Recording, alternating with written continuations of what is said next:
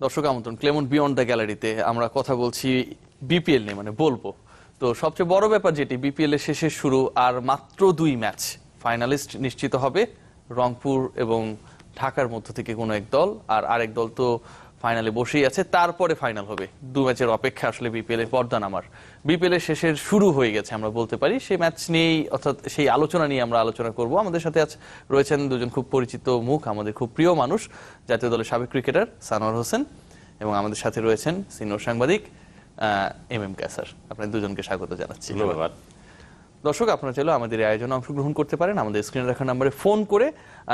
একটু আগেই বলছিলাম আলোচনার শুরুতে যে একটি দল আসলে ফাইনাল নিশ্চিত করেছে, কুমিল্লা ভিক্টোরিয়ান্স। গতকাল তারা যেভাবে খেলেছে খুবই অসাধারণ আসলে একটা রান চেস ছিল, 165 তারা করেছে, তারা মাত্র 2 উইকেট হারিয়ে। এবং সবচেয়ে বড় ব্যাপার যেটি ছিল সেটি হচ্ছে রংপুরের বিপক্ষে কিন্তু এর আগের লিগ পর্বের 2 দেখায় কিন্তু আসলে দলটার পারফরমেন্স ভালো ছিল না, 100-র নিচে তারা অল আউট হয়েছিল, 63 এবং 74। সেই দলটাই কিভাবে নতুন রূপে আবির্ভূত হলো তা নিয়ে একটি রিপোর্ট রয়েছে, সেটি দেখার পর আমরা আলোচনায় যাব। অবশেষে ভিক্টোরিয়ান্সের ভিক্টরি রাইডার্সের বিপক্ষে। অবশেষে 2 আসর পর বিপিএল ফাইনালে কুমিল্লা ভিক্টোরিয়ান্স। 166 রানের টার্গেট সালাউদ্দিনের দল টপকে গেল 8 উইকেট হাতে রেখে। কুমিল্লার দাপুটে জয়, অপেক্ষা বাড়ল রাইডার্সের। লক্ষ্য তারায় শুরুতে তামিম ফিরলেও এনামুল বিজয়কে নিয়ে এভিন লুইসের 90 রানের জুটি ভিক্টোরিয়ান্সের অক্সিজেন। 39 করে এনামুল ফিরলেও ছিলেন লুইস শুরু থেকে শেষ পর্যন্ত। 5-4 আর 3-6 ক্যারিবীয় ওপেনার অপরাজিত 71 রান ছিলেন। শামসুর রহমানও তার 15 বলে 34 রানের মিনি ক্যামিও উদ্বেলিত করেছে হোম অফ ক্রিকেটকে, আর তাতেই দ্বিতীয় ফাইনাল খেলার অপেক্ষায় কুমিল্লা ভিক্টোরিয়ান্স। এর আগে টস জিতে ব্যাট করতে নামা রাইডার্সের শুরু আর শেষে অমিল। 13 ওভারে 4 উইকেটের পতন রাইডার্সের। দলের স্কোর তখন 76। মেহেদী বারুফ, মিঠুন আর বোপারা ব্যর্থ। ক্রিস গেলের জীবন পেয়ে 46 রানের ইনিংস তর্কাতীত নয়, খেলেছেন 44 বল। তারপরও মাশরাফির দলের পুঁজি শেষ পর্যন্ত 5 উইকেটে 165। পঞ্চম উইকেটে রুশো হাভেলের 70 রানের পার্টনারশিপ, যেখানে ছিল ভিক্টোরিয়ান্সের বাজে ফিল্ডিং, রাইলি রুশোর ধারাবাহিকতা আর বেনি হাভেলের 28 বলে 53 রানের টর্নেডো। তবে দিন শেষে সবই ম্লান লুইস আর এনামুল বিজয়। আমরা একটি রিপোর্ট দেখছিলাম, সেই রিপোর্টের আসলে পুরো গল্পটাই হচ্ছে যে কুমিল্লা ভিক্টোরিয়ান্সের ভিক্টরি ফাইনাল নিশ্চিত করেছে, দ্বিতীয়বারের মতো কুমিল্লা ভিক্টোরিয়ান্স ফাইনাল। এবং গতকালকের আসলে জয়টা অবিশ্বাস্যই বলতে হয়, কারণ এর আগের পারফরমেন্সটা আমি আলোচনা শুরুতেই বলছিলাম এম কায়সার যে খুব একটা আসলে ভালো ছিল না, অন্তত রংপুরের সাথে। আসলে লাস্ট ম্যাচের ম্যাজিকটা কোথায়? আমি মনে করি যে এই ম্যাচটাকে কুমিল্লা একটু অন্য অ্যাঙ্গেলে নিয়েছিল, কারণ তারা জানতো যে গ্রুপ পর্যায়ে 2বার মোকাবেলা করেছিল তারা রংপুর রাইডার্সকে, এবং আপনি যেভাবে বললেন যে তারা গ্রুপ পর্বে এর চেয়ে বাজে ফলাফল কিন্তু আর কখনোই করেনি। 2বারই কিন্তু অল আউট হয়েছিল আপনার বিলো 100, একবার 63-তে এবং একবার 72-তে। তো ওই 2টা ম্যাচ পুরোপুরি হয়েছিল আপনার এক পেশে ম্যাচ, একটা নো কম্পিটিশন ম্যাচ আমরা ক্রিকেটের ভাষায় এটাকে বলে থাকি। সো এই ম্যাচটা কুমিল্লা জানতো যে এই ম্যাচে যদি তারা জিততে পারে তাহলে তারা ফাইনালে চলে যাবে। এই কারণে তারা এই ম্যাচটা শুরু থেকেই একটু অন্য প্ল্যান করে সাজিয়েছিল। এবং আমি মনে করি যে কালকের যে উইকেটে খেলা হয়েছিল সেই উইকেট রিডটা কুমিল্লার ভালো করেছে রংপুরের চেয়ে। আপনি দেখবেন যে কুমিল্লার যে কয়েকজন স্পিনারকে নিয়েছে, 3 জন স্পিনারকে তারা দলে রেখেছিল, এবং 3 জন স্পিনারই কিন্তু বিউটিফুল বোলিং করেছেন। মেহেদী হাসান এবং সঞ্জিত সাহা দুর্দান্ত বোলিং করেছেন কিন্তু, এবং এইটাই কিন্তু পুরো ম্যাচের চেহারায় আমি মনে করি যে শুরুর দিকে কিন্তু মানে পুরো পাওয়ার প্লেকে কাজে লাগানোর যে ব্যাপারটা থাকে সেটাই কিন্তু আসলে রংপুর সাকসেসফুল হতে পারেনি। রাইট, টাইট বোলিং এর কারণে। রাইট, রংপুর মাত্র 36 রান করেছিল আপনার পাওয়ার প্লেতে, 1টি উইকেট হারিয়ে, এবং শেষের দিকে তারা কিছুটা একটু এক্সপ্লোডেড হয়েছিল দেখে রানটা এত দূর এসেছে। সেখানেও কিন্তু আবার রয়েছে কুমিল্লা প্রচুর ক্যাচ মিস করেছে, সেই ক্যাচগুলো যদি তারা ঠিকমতো ধরতে পারতো। রাইলি রোসোর আপনার ক্যাচ মিস হয়েছে 19 রানে, তিনি করেছেন 44 রান। সো এই কারণে কিন্তু খুব সহজ ক্যাচ ছিল, যদিও তিনি খুব বেশি দূর যেতে পারেন। রাইট, ক্রিস গেলের ক্যাচটা আপনি 45 রানে তিনি ক্যাচটা মিস করে হয়েছিল, এবং মাত্র 1 রান যোগ করেছিলেন তারপরে আর কি। তো সবকিছু মিলে আমার কাছে মনে হয়েছে যে এই ম্যাচের জন্য যেরকম প্রস্তুতি নেওয়ার উচিত ছিল, হোমওয়ার্ক করা উচিত ছিল, সেটি ডাগ আউট থেকে আপনার তাদের যে কোচ রয়েছেন সালাউদ্দিন, তিনি খুব ভালো মতো করতে পেরেছিলেন। এবং আমি মনে করি যে এটা তারা কুমিল্লা যে ম্যাচটি খেলেছে সেটাতে তারা একটা মধুর প্রতিশোধ নিয়েছে। এই ম্যাচে মানে লাস্ট ম্যাচে আমরা যদি আলোচনা করি, টপ অর্ডারে আসলে বিদেশি নির্ভরতা রাইডার্সের যেটা, এবং আমরা দেখেছি যে তাদের টানা 6 জয়, তারপরে তারা এসে হারলো, মানে সে জায়গাটা আসলে কতটুকু গতকাল ফিল করেছে রংপুর রাইডার্স, কারণ 2জন গুরুত্বপূর্ণ ক্রিকেটার নেই কোনো সন্দেহ নেই, আপনি অ্যালেক্স হেলস এবং আপনার এবিডি ভিলিয়ার্স অনেক বড় ইম্প্যাক্ট প্লেয়ার ছিলেন আপনার রংপুর রাইডার্সের। তাদেরকে ছাড়া খেলতে হবে এই চিন্তাটাই কিন্তু আপনি পুরো রংপুর রাইডার্সকে কিছুটা হলেও আপনার তাদের মানসিকতা একটা ধাক্কা দিয়েছে। এবং কালকের এই ম্যাচে কিন্তু দেখা গিয়েছে যে আপনি পারফরমেন্সে যদি দেখেন কালকের রংপুর রাইডার্সের এই ম্যাচে যারা খেলেছেন তারাও কিন্তু সব বিদেশি। 46 রান করেছেন ক্রিস গেইল, আপনার 44 রান করেছেন রাইলি রুসো, আপনি বেনি হাওয়েল করেছেন 53 রান। সো সবকিছু কিন্তু বিদেশি ওরিয়েন্টেড। বাট একটা জিনিস মনে রাখতে হবে আপনাকে রিয়াসাত, সেটা হলো যে একাদশে খেলেন কিন্তু 4 জন বিদেশি এবং 7 জন আপনার লোকাল। সো আপনার সংখ্যাটা লোকালের বেশি। সো আপনার ম্যাচ উইনারের সংখ্যাটা যদি আপনার এই 7 জনের মধ্যে থেকে অন্তত 2-3 জন না হয় তাহলে কিন্তু সেখানে ম্যাচ বের করাটা খুব কঠিন একটা বিষয় হবে। সো আমার মনে হয় যে রংপুর রাইডার্সের সামনে এখনো এলিমিনেটর একটা রয়েছে, সেখানে যদি কোনো কারণে এই বিদেশিরা ফেল করেন আমি ডাউট যে রংপুর ফাইনালে জিততে কায়সার যেতে ভাই পারে। ডাউটই আছে, মানে আপনার কি হয় স্যার? কায়সার ভাইয়ের সাথে আমি একটু যোগ করতে চাই, যেটা হলো যে আমার মনে হয় যে কুমিল্লা প্ল্যানটা অনেক প্রপারলি করেছে। দেখেন প্রথম থেকে যদি দেখেন লাস্ট ম্যাচ থেকে দেখেন লাস্ট ম্যাচ খুব বাজেভাবে হেরেছে, কিন্তু ওদের প্ল্যান ছিল কিন্তু এই ম্যাচ নেই। ওরা কিন্তু প্ল্যান কিন্তু শুরু করেছে ওইখান থেকে, 3টা ইম্পর্টেন্ট রেস্ট দিয়েছে। সেম ওয়েতে আপনি দেখেন ওহাব রিয়াজ যখন বোলিংও করায়নি ওরা ফুল, কারণ একটা ফাস্ট বোলার আমরা দেখেছি ওহাব রিয়াজ কিংবা অ্যাটাকিং বলার আগের ম্যাচে কি এক্সট্রাঅর্ডিনারি বোলিং করেছে, কিন্তু বোলিং করায়নি। সবকিছু প্ল্যানটা কিন্তু ওখান থেকে করেছে। সেম ওয়েতে আমার মানে মাশরাফির মতো ক্যাপ্টেন, আমার মনে হয় যে আমরা মিরপুর উইকেটটা কিন্তু আমরা জানি যে আনপ্রেডিক্টেবল, সবাই কিন্তু ডাউট, সবসময় ডাউট কি হবে, কত রান সেভ। সামটাইমস দেখা যায় খুব ভালো ব্যাটিং হচ্ছে, সামটাইম দেখা যায় 100 করতে স্ট্রাগল করছে টিমগুলি। সেই জায়গাটায় মাশরাফি মনে হয় টসে জিতে ব্যাটিংটা একটু ডিসিশনটা মনে হয় একটু সারপ্রাইজিং লেগেছে, যেটা হয়তো বা মানে কত রান যে সেফ এটা কিন্তু প্রথম বোঝা মুশকিল। ওরা জি ওয়েতে স্টার্ট করেছে, পাওয়ার প্লেতে কিন্তু ওইভাবে এক্সপ্লোর করতে পারেনি।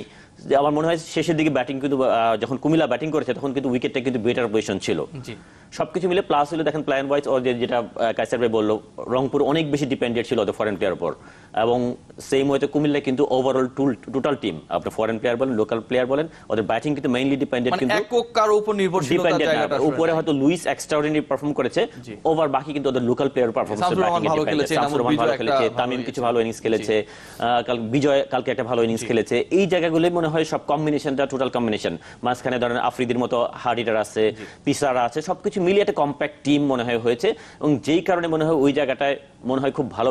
কালকের পারফরমেন্সের পরে কি এখন মানে এবারের অন্য দলগুলোর জন্য মানে যারা রিমেইন টিম স্টিল নাও বড় থ্রেট কিনা কুমিল্লা, মানে একদম কুমিল্লা কালকের না, কুমিল্লা কিন্তু প্রথম থেকে বড় থ্রেট, কুমিল্লা কিন্তু আমাদের বেস্ট সাইড। আবার তবে যে হয়তো দুইটা পারফরম্যান্স হয়তো ব্যাকআপ মাইন্ড অনেকের কাজ করেছে যে রংপুরের সাথে এত বাজে খেলেছে কিভাবে কামব্যাক করে। ওরা কিন্তু কুমিল্লা কিন্তু লাস্ট ম্যাচের পরেও বলেছে ওরা কিন্তু এটার হয়তো পার্টিকুলার ডে এর পারফরম্যান্সটা বেশি ইম্পর্টেন্ট, ওরা কিন্তু প্ল্যানটাই করেছিল এভাবে, হয়তো বা বেশি খারাপ করেছিল। তবে এখন পর্যন্ত মনে হয় হ্যাঁ রংপুরে অবশ্যই কামব্যাক করার সুযোগ আছে, তবে ওই দুটা প্লেয়ারের এফেক্ট অবশ্যই একটা বড় একটা এফেক্ট। কায়সার ভাই ফরেন ক্রিকেটারের কথা বলছিলেন যে তাদের প্রভাবটা আসলে একটা বড় প্রভাব ফেলেছে, আবার আপনি কিছুক্ষণ আগেই যোগ করলেন যে আসলে বড় যে ইনিংসগুলো এসছে কিংবা রাইডার্সের টোটাল যে পুঁজি সেটাতেও আসলে বিদেশি নির্ভরতার বিষয়টি খুব পরিষ্কার। এই জায়গায় কি আপনার মনে হয় যে সিলেকশনের ক্ষেত্রে একটা বড় সমস্যা রয়েছে? Chris Gayle out of form, যেটুকু করছে খুব স্ট্রাগলিং করতে হচ্ছে তাকে, তো সবকিছু মিলে আসলে কি মনে হয় যে গেইলকে আসলে কন্টিনিউ করানোর যে লক্ষ্যটা তাদের সেটা কি আসলে পূরণ হওয়া সম্ভব অন্তত এই অবস্থায় এসে? গেইল যেখানে ব্যাটে বল লাগছে না, রান করতে পারছে না, 44 বলে 46 রান করছে, মানে পুরো ব্যাপারটা আপনার কাছে কি মনে হয়? গেইলের ব্যাপারে বাস্তবতাটা হলো যে রংপুর রাইডার্সের সামনে এই মুহূর্তে বিকল্প কোনো কিছু নেই। কিন্তু আপনি যদি ওপেনিং এ রংপুর রাইডার্সের সামনে বিকল্প থাকতো ক্রিস গেইলের, তাহলে কিন্তু ক্রিস গেইলকে অতি অবশ্যই কিন্তু দুই একটা ম্যাচে তারা ড্রপ করতো, বাট তারপরেও তারা করতে পারছেন না। ক্রিস গেইলের মতো এত আপনার নামি দামি এবং এত ব্র্যান্ডেড একজন প্লেয়ার, ব্র্যান্ড ভ্যালুটাকে রাখার একটা চেষ্টা তারা করছে, কিন্তু সমস্যাটা হলো যে ক্রিস গেইলের এখন যে পর্যায়ে তার যে ফর্মটা একদম পড়তি ফর্মটা, এবং তার চেয়ে সবচেয়ে বড় বিষয়টা হলো যে তার কিন্তু ফিটনেস নেই, এবং আপনি টি-20 ফিল্ডিং এর সময় গতকালকে আমরা সেটা খেয়াল করেছি, রাইট, তিনি কিন্তু ঝুঁকতেই পারেন না, বা তার হাত দিয়ে একদম পুরোপুরি নিচে মাটিতে পা লাগাতেই পারেন না, যা জায়গায় দাঁড়ায় খেলেন এবং যা শুধুমাত্র শিয়ার টাইমিং এর উপর এখন কিন্তু তার পুরো ব্যাটসম্যানশিপটা টিকে রয়েছে।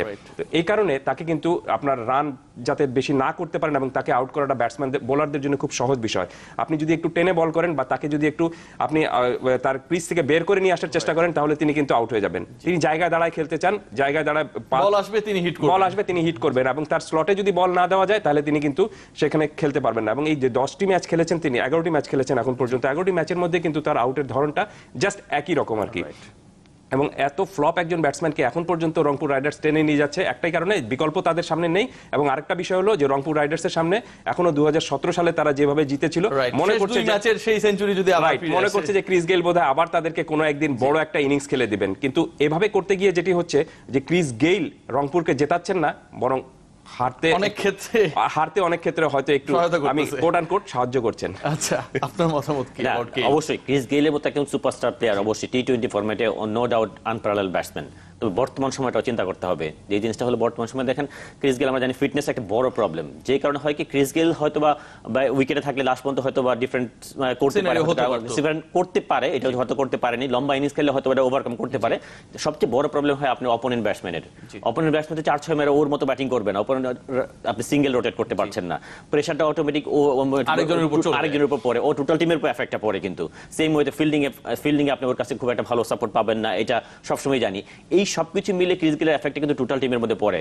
যখন আপনি হয়তো বা এক্সট্রাঅর্ডিনারি যখন ইনিংস খেলে ফেলে, তখন হয়তো এই এফেক্টগুলো চোখে পড়ে না। আপনি দেখেন আইপিএল এর মতো টিমগুলি কিন্তু এখন অনেক বেশি ক্যালকুলেটিভ, ক্রিস গেইলকে নিয়ে ওইভাবে কিন্তু আগের মতো চিন্তা করে না, বিকজ অফ ওর ফিটনেস, সাম্প্রতিক পারফরমেন্স, সবকিছু মিলে ও পারফরমেন্স যখন আপনি 70-80-100 করে ফেলে, তখন হয়তো এই এফেক্টগুলি বোঝা যায় না, কিন্তু যখন ও রান না করে ওইটা কিন্তু টোটাল টিমের মধ্যে একটা এফেক্ট। রিয়াসাত, এই বিষয়ে একটা জিনিস যোগ করতে চাই, সেটি হলো যে ক্রিস গেইলের বিষয়ে আমরা এটা বলছি, হয়তো ক্রিস গেইলের ভক্ত যারা রয়েছেন তারা কিছুটা হলো আমাদের রাগ করতে পারেন বা একটু হতাশ হতে পারেন, তারা কিন্তু গেইলের উপর হতাশ।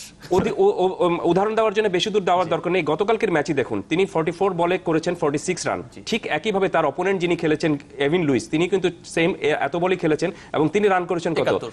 71 এবং not out. So Chris Gayle যদি এখানে সেই রানটুকু করতে পারতেন, তাহলে আমার মনে হয় যে ডিফারেন্সটা তৈরি হয়ে যেত। ক্রিস গেইল সেখানেই পারছেন না। আপনি 44 বলে আপনার 46 রান টি-20 মেজাজে আপনার খুব বেশি সহায়তা করবে না। সো ক্রিস গেইল সুযোগটা পেয়েছিলেন, কালকে আমার মনে হয় যে তার সুযোগটা শেষ হয়ে গেছে। এই জায়গা থেকে কায়সার ভাই, মানে আপনি হয়ে আমি একটু সানোয়ার ভাইয়ের কাছে যাব, মানে we all know about his class, Tamim Iqbal, মানে তিনিও আমার কাছে মনে হয় যে ইন সাম এক্সটেন্ট একটু স্ট্রাগল করছেন, তার স্ট্রাইক রেট খুব একটা সুবিধাজনক না, হয়তো 300-র উপরে রান হয়ে গেছে 10টা-11টা ম্যাচ খেললে, সেটা হওয়াও স্বাভাবিক। তামিম ইকবালের সমস্যাটা কোন জায়গায় গেছে ভাই? আমি ক্রিস গেইলের প্রথম প্রশ্নে আপনি যেটি বললেন সেখানে আসি, সেটি হলো যে রেকর্ড কিন্তু আপনাকে ম্যাচ জেতায় না, আপনাকে ম্যাচ জেতায় আপনি গিভেন পার্টিকুলার ডেতে আপনি কেমন পারফরমেন্স করছেন, পেছনের আপনি কি করে এসেছেন সেটা মোটেও কাউন্ট হবে না যদি আপনি আসল দিনে ম্যাচের দিনে যদি ভালো করতে না পারেন। এটি গেল একটি দিক। আর তামিম ইকবাল, আমার মনে হয় যে তামিম ইকবাল টু মাচ কশাস। তামিম ইকবাল অনেক বেশি সতর্কতার সঙ্গে শুরু করতে যাচ্ছেন দেখে কিন্তু তিনি আমার মনে হয় যে আউট হয়ে যাচ্ছেন। আমার মনে হয় যে তামিম ইকবাল যেরকম ফ্লামওয়াইড ক্রিকেট খেলে থাকেন অন্তত টি-20-তে, সেরকম তাকে কিন্তু ফ্রি হ্যান্ড এবং ফ্লামওয়াইড ক্রিকেট খেলা উচিত। সেটি যদি তিনি করতে পারেন, তাহলে আমি মনে করি যে তামিম ইকবাল এখন পর্যন্ত সিলেটে একটি ম্যাচ ভালো করেছিলেন, এই যে আরেকটি ফাইনাল যেটি রয়েছে সেখানে তিনি যদি তার ইচ্ছে মাফিক, মানে যেটাকে বলা হয় থেকে যে ন্যাচারাল গেম, ঠিক আপনার যে ফ্রি হ্যান্ড যাকে বলা হয় যে আপনি লাইসেন্স দিয়ে দেওয়া, যে তুমি করে আসো, তুমি তোমার মতো করে খেলো, সেটি যদি তিনি করতে পারেন, তাহলে আমার মনে হয় যে তামিম ইকবালের যে আটকে রয়েছেন সেই আটকে থেকে বের হতে পারবেন। এখন পর্যন্ত একটা ম্যাচ আমার কাছে মনে হয় তামিম ইকবাল যেটিতে আসলে ম্যাচ উইনিং পারফরম্যান্স করেছেন, সেটি হচ্ছে খুলনা টাইটান্সের এগেইনস্টে 170+ রান চেস করেছিল, সিলেটের কথা যেটা কায়সার ভাই বলছিলেন। এর বাইরে তামিমকে আসলে আমরা তামিম রূপে দেখিনি। আরো একটা 50 পেয়েছেন, বাট না পেলেও তার দল জিততো হয়তো। ওই ম্যাচটা সিনিয়রটা ছিল যে ও স্লো খেললে খুব একটা প্রবলেম হবে না, কারণ হয়তো কমফোর্টেবল ইম্প্যাক্ট খুব একটা ছিল না, ইম্প্যাক্ট ছিল না, বাট ও হয়তো ওর নিজের ফর্ম প্লাস ছিল যে নিজেকে উইকেটে থেকে যতটুকু নিজেকে অ্যাডজাস্ট করা যায় রান করেছে। That's different situation demand. আপনি কোনো দিন হয়তো আপনার 100 স্ট্রাইক রেট এনাফ, কোনো দিন হয়তো 150 রান রেট এনাফ না, সিচুয়েশন ডিমান্ডটা হচ্ছে ইম্পর্টেন্ট। তবে তামিম রান করেছে, কিন্তু ওভারঅল তামিমের মতো ক্রিকেট খেলতে পারেন ডেফিনেটলি। নট অনলি তামিম, আপনি বাংলাদেশের লোকাল টোটাল ক্রিকেটটা দেখেন, টোটাল ক্রিকেটের ব্যাটসম্যানদের অবস্থা দেখেন, একমাত্র মুশফিকের স্ট্রাইক, মেইনলি ন্যাশনাল টিমের ক্রিকেটার কথা, মুশফিকের স্ট্রাইক রেট হয়তো 127 or 20 এরকম স্ট্রাইক রেট আছে, বাকি সবারই স্ট্রাইক রেট 110, 115, 100 অ্যারাউন্ড টপ। আমি বলছি টপ বাংলাদেশ টিমে যারা 6-7 জন ব্যাটসম্যান খেলেছে, কারো স্ট্রাইক রেট কিন্তু ওইভাবে না। যেই জায়গাটার মধ্যে অ্যালার্মিং পয়েন্ট যেটা হলো আমরা টি-20 ক্রিকেট কিন্তু আমরা ওইভাবে এখন ইন্টারন্যাশনাল ক্রিকেট কিন্তু নিজেদেরকে এখনো এস্টাবলিশ করতে পারছি না।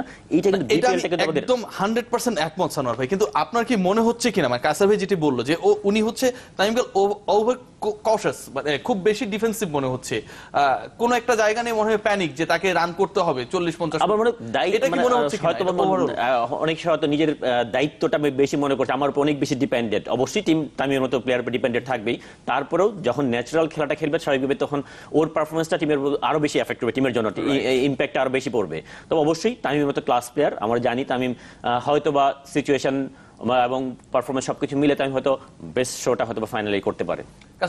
এই যে মানে আমি একটু তামিম প্রসঙ্গটা টানতে চাই আসলে, কারণ আমাদের সামনে অনেক ইম্পর্টেন্ট ন্যাশনাল ডিউটিস রয়েছে, সেই জায়গায় আসলে তামিম ইকবালরা অনেক বড় ভূমিকা রাখবেন আমরা আশা করব। তামিম ইকবালের এই ডিফেন্সিভ মুডে চলে যাওয়ার কারণটা কি, মানে কারণটা কি মনে হয়? মানে ডেফিনেটলি তো একটা রিজন বিহাইন্ড দ্য অ্যাকশন কাজ করে, আপনার দৃষ্টিতে মনে হয় কি? অনেক বেশি চিন্তা করছেন তিনি। আমার মনে হয় যে এই চিন্তাটুকু না করে জাস্ট শুধুমাত্র আমার খেলতে হবে, রান করতে হবে, স্ট্রাইক রেট প্রথমের দিকে জাস্ট 100 স্ট্রাইক রেট রাখতে হবে, তারপরে বাড়াতে হবে, এই চিন্তা করে তিনি যদি খেলতে পারেন তাহলে আমার মনে হয় যে সমস্যা তিনি পড়েছেন সেই সমস্যা কাটিয়ে উঠতে পারবেন। দেখবেন যে আপনি যখনই এই ধরনের তামিমের মতো ব্যাটসম্যান যারা ফ্রি হ্যান্ড খেলতে অভ্যস্ত, তারা যখন আপনি দেখবেন যে 20 বলে 10 রান করেছেন, তখন তাদের মধ্যে স্কোরবোর্ডের দিকে যখনই তাকান তখন তার মধ্যে একটা জিনিস কিন্তু ব্যাক অফ দ্য মাইন্ড কাজ করে যে আমি অনেক বল খেলে ফেলেছি, এখন আমার একটু স্ট্রাইকটা শুরু করা উচিত। তখন তিনি সবচেয়ে যে ভালো বল থাকে সেই ভালো বলে শর্টস খেলে ভুলটা করেন। বাট তামিম হলেন সেই টাইপের ক্রিকেটার, আমরা জানি যে তিনি মানে শর্ট সিলেকশনে খুব ভালো দক্ষ, আমাদের যে কয়জন ন্যাশনাল টিমে খেলে থাকেন তাদের মধ্যে। সো তামিম যদি তার ইনিংসটাকে একটু লম্বা করতে পারেন এবং শুরু থেকে যদি একটু যেভাবে নিজেকে তিনি খেলে থাকেন সেরকম ভাবে যেদিন খেলতে পারেন, তাহলে কিন্তু আমরা দেখব যে হয়তো এখন পর্যন্ত বড় একটা ইনিংস পেয়েছি আমরা তামিমকে। জাস্ট আমি সানোয়ারের সাথে একমত যে তামিম হলেন বিগ ম্যাচ প্লেয়ার এবং তিনি হয়তো বিগ ম্যাচে বিগ ইনিংস খেলতে পারেন। আরেকটা জিনিস একটু মনে করতে চাই, যেটা হলো দেখেন আমরা কিন্তু ঢাকার সাথে যে ম্যাচটা 1 রানে জিতেছে কুমিল্লা, ওইখানে কিন্তু অল্প টোটাল স্কোর ছিল 127, ওইখানে কিন্তু 20 বলে 38 করেছিল তামিম। ওই অ্যাবিলিটি আমরা নো ডাউট যে তামিমের অ্যাবিলিটি আছে, হয়তো বা এটা আমি যেটা বলছি প্রপারলি আমরা দেখতে বেশি দায়িত্ব নেওয়ার চিন্তা করছে স্বাভাবিকভাবে, কুমিল্লা টিমের ওর উপরে অনেক বেশি ডিপেন্ড আমরা জানি। ও হয়তো কিন্তু এভেন লুইস যখন থাকে, তামিম যখন ব্যাটিং করে, স্বাভাবিক এত চিন্তা করার দরকার নেই মনে হয়। ব্যাপারটা হয় কি যে আপনি পরীক্ষা দিতে বসলেন, কোশ্চেন আনকমন আসছে, এখন যদি আপনি চারিদিক থেকে বেশি চিন্তা করেন তাহলে কিন্তু আপনি কিছুই লিখতে পারবেন না। এই কারণে বলা হয় থাকে যে জাস্ট আপনার মানসিকতাকে একদম পুরো মাইন্ডটাকে ফ্রেশ করেন এবং আপনি লিখতে শুরু করেন। তামিমের এখন একদম মনে করা উচিত যে this is the final match, exam, এবং সময় চলে যাচ্ছে আসলে, মানে তামিমের একটা ম্যাচই বাকি আছে। একটা বিরতি নিয়ে আমরা ফিরছি, ক্লেমন বিয়ন্ড দ্য গ্যালারিতে একটা বিরতি নিচ্ছি, সাথেই থাকুন।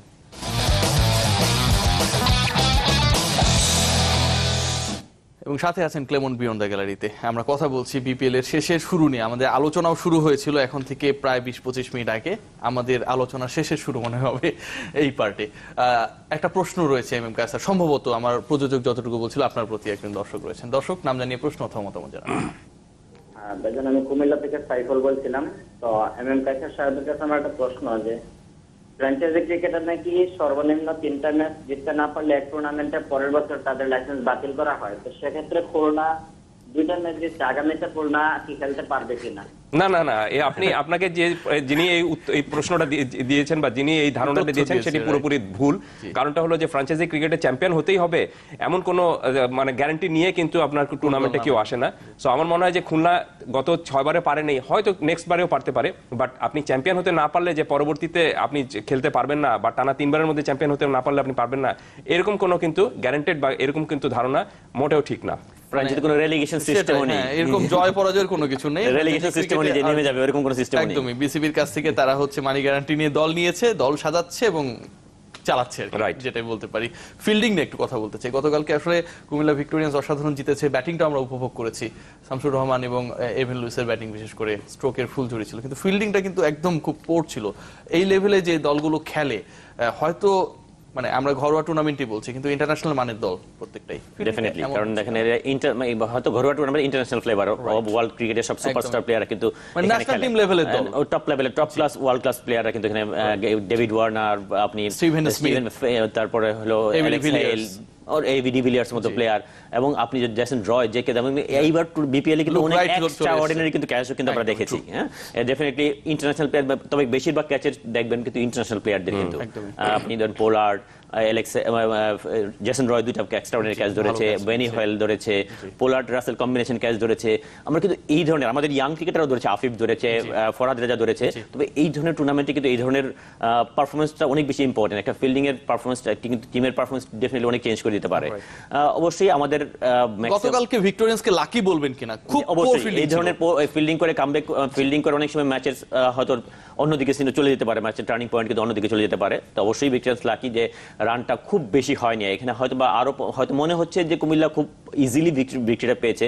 এখানে কিন্তু 15-20 রান যদি এক্সট্রা হতে পারতো তাহলে হয়তো ম্যাচের সিনারিও ডিফারেন্ট, অথবা যদি 2টা উইকেট খুব দ্রুত চলে যেত। মানে আমরা যে 90 রানের পার্টনারশিপটা দেখলাম, যেটা কায়সার বলছিল, এভিন লুইস যে ইনিংসটা খেলেছে কালকে, কিন্তু ইনিংসটা অনেক সেন্সিবল এবং অনেক বেশি অ্যাটাকিং ক্রিকেট খেলে।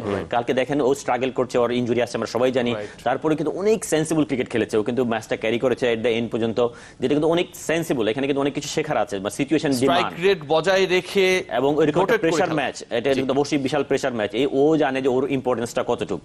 এই স্ট্রাইক রেট মেইনটেইন করেছে, উইকেট রেখেছে এবং রানিং বিরুদ্ধে উইকেট ও স্ট্রাগল করছে, তারপরে একের জায়গায় 2 নেওয়ার জন্য চেষ্টা করেছে।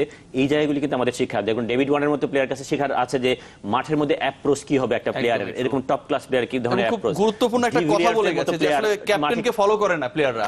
এই জায়গাগুলো ডিভিলিয়ার্স এর মতো প্লেয়ার কতটুকু ইম্প্যাক্ট একটা প্লেয়ারের, দুইটা আর্লি উইকেট পড়ে গেছে অ্যালেক্স হেলস এর মতো প্লেয়ার, অ্যালেক্স হেলস এবং ডিভিলিয়ার্স যেই ওয়েতে 189 চেস করেছে।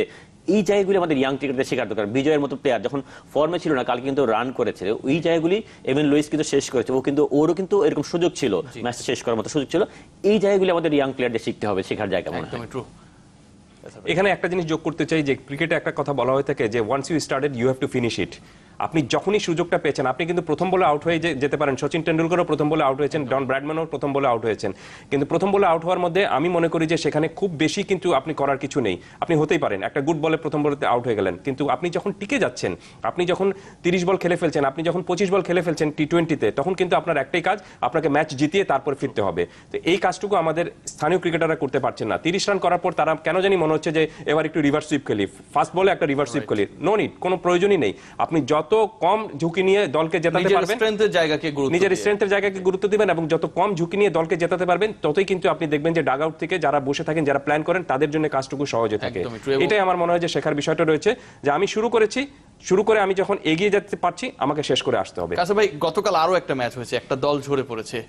এবারে আসলে আমরা চমক বলতে পারি আসলে চিটং ভাইকিংস। চমক এ কারণেই বলছি, অনেক পুরনো দল, কিন্তু দলটা আসলে তার প্রত্যাশিত সাফল্য পাচ্ছিল না। এবারও যে খুব ভালো দল গড়েছিল তাও না, শেষ পর্যন্ত আসলে তাদের স্বপ্নযাত্রার সমাপ্তি ঘটলো এবং ঢাকা ডায়নামাইটস তারা কোয়ালিফায়ারে জায়গা করে নিয়েছে। এটাই কি আসলে প্রত্যাশিত ছিল কিনা যে চিটং আসলে তাদের বেস্টটা পেয়ে গেছে? চিটং এর অধিনায়ক কিন্তু তাই বলেছেন যে তারা যে এই যে সুপার ফোরে উঠতে পেরেছেন এবং এখান থেকে এই পর্যন্ত এসে থেমেছেন, আমার মনে হয় যে মানে তিনি বলেছেন যে তার কাছ থেকে এটাই মানে অনেক বড় প্রত্যাশা ছিল এবং এটা তাদের জন্য অনেক বড় একটা অ্যাচিভমেন্ট হিসেবে তারা মনে করেছিল। কারণ টুর্নামেন্ট শুরুর আগে আপনি যে কয়টা ফেভারিট দল হিসেবে যাদেরকে ধরা হয়েছিল, সেখানে কিন্তু চিটং ভাইকিংস ছিল না। একদমই না। বাট চিটং ভাইকিংস টানা 6টি ম্যাচ জেতার পর হঠাৎ করে পুরো লাইমলাইটে চলে এসেছে। কিন্তু 6টি ম্যাচ জেতার পর চিটং ভাইকিংসের যে প্রবলেমটা হয়েছিল, এই ধারাটাকে ধরে রাখতে হবে কিভাবে, সেটাই তারা কিন্তু হারিয়ে ফেলেছে। এবং তাদের ক্রিকেটার নাই রবি ফ্রাইলিং এর, তাদের সেটব্যাকটা হয়েছে সেখানে যে রবি ফ্রাইলিং তাদের কিন্তু প্রথম যে 6টি ম্যাচ তারা জিতেছিল, সেখানে রবি ফ্রাইলিং কিন্তু অনেক বড় একটা ভূমিকা রেখেছিলেন। তিনি যখন ইনজুরিতে পড়েছেন, টানা 6টি ম্যাচ তারা হেরেছে। তো ক্রিকেটে এই জিনিসটা হয়ে থাকে যে আপনি যখনই একজন ক্রিকেটারের উপর আপনি অপরিহার্য তাকে মনে করবেন এবং তিনি যেদিন পারফর্ম করতে পারবেন না, সেদিনই কিন্তু সমস্যায় পড়বেন। ঠিক যে কারণে সমস্যা পড়তে যাচ্ছে এখন রংপুর রাইডার্স। বারবার তারা মনে করছে যে ক্রিস গেইল বোধহয় তাদের জন্য অপরিহার্য। রংপুর এই প্রবলেমটাতে খুব ক্রুশাল মোমেন্টে এসে পড়লো। রাইট, ক্রুশাল মোমেন্টে এসে পড়লো এবং তাদের সামনে সেরকম কোনো সুযোগটাও নেই। একদমই না, যেটি একদম বলছিলাম one যে match। তাদের সামনে আর কিন্তু আপনার ওপেনিং এ তারা যে ক্রিস গেলকে বাদ দিবে, নতুন কাউকে নামাবে, সেখানে সেই সুযোগটাও তাদের সামনে নেই। তাদের সামনে কিন্তু যারা রয়েছেন, তারা এখন কটরেল রয়েছেন, তাদের সামনে বোলাররা রয়েছেন, কিন্তু আপনি সেই ওপেনার ব্যাটসম্যান নেই। সো শেষ যে ম্যাচটুকু রংপুর খেলবে, শেষ বলাটা ঠিক হবে না, কারণটা হলো যে তারপর তো তারা যদি ফাইনালে যায় তাহলে হয়তো আরেকটা ম্যাচ খেলতে পারবে। বাট এখানেও তাদেরকে ক্রিস গেইলের উপরই আস্থাটুকু রাখতে হচ্ছে, যিনি ফর্মে নেই। আচ্ছা, আমরা বিপিএল প্রসঙ্গ থেকে একটু ন্যাশনাল টিম আলোচনা করে শেষ করব বিপিএল দিয়ে, চেষ্টা করবো আর কি। আমাদের হাতে 3 মিনিটের মতো সময় রয়েছে। সানোয়ার ভাই, ইন্টারেস্টিংলি এই বিপিএল শেষেই আসলে বাংলাদেশের ন্যাশনাল টিমের ডিউটি শুরু হয়ে যাচ্ছে। আগামীকাল 8 ক্রিকেটার দেশ ছাড়বেন নিউজিল্যান্ডের উদ্দেশ্যে। ওভারঅল আসলে প্রত্যাশাটা কেমন? কারণ প্রথমত ম্যাচ খেলে ক্রিকেটাররা যাচ্ছেন। গতকালকে রুবেল মুশফিক দুজনই বলার চেষ্টা করেছেন যে আসলে ম্যাচ খেলে যাওয়াটা একটা বড় ব্যাপার, যদিও ফরম্যাট ভিন্ন। আর দ্বিতীয় ব্যাপার, নিউজিল্যান্ড খুব একটা শেপে নেই, যদিও আলটিমেটলি ঘরের মাঠে তারা অনেক শক্তিশালী। নিউজিল্যান্ড শেপে নেই, হয়তো বা খেলছে ইন্ডিয়ার এগেইনস্টে। আমরা জানি India one of the best side world cricketer এখন। তার যেই জায়গাটা আমাদের জন্য অ্যালার্মিং, যেটা হলো আমরা নিউজিল্যান্ডের কন্ডিশনে খেলতে যাচ্ছি, যেটা ওয়ার্ল্ড ক্রিকেট সবচেয়ে টাফ কন্ডিশন। আমার মনে হয় যে বাংলাদেশের জন্য আরো টাফ হবে।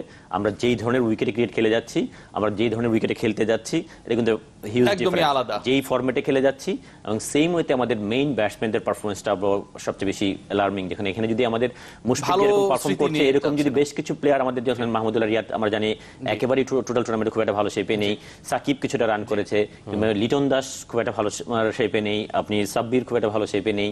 এই জায়গাগুলো আমাদের জন্য টাফ টাইম।